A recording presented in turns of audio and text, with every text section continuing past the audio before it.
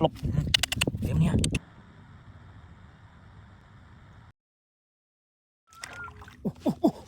Cuma cuma cái tôi kia mày nha. Mà là lông rồi nha. Mà nè, cho anh một đấy nè. Thuần tiện nâng mỏ nè. Mà là lông mấy nha, sạch kia đấy. Mà anh ấy đại chờ mỏ nè. Đại này mỏ nè. Đọt về chọp á. Ôi chừng tiền quá nè. Mà nè. Tiền mà này món đại liền món chọp quá.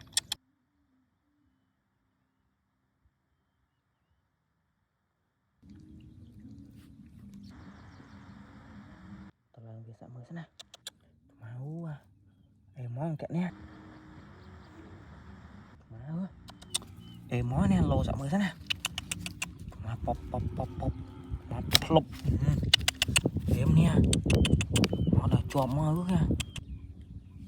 Còn việc sẵn á.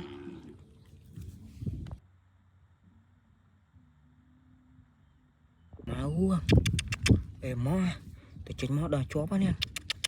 Máu tôi tẹt sẵn á.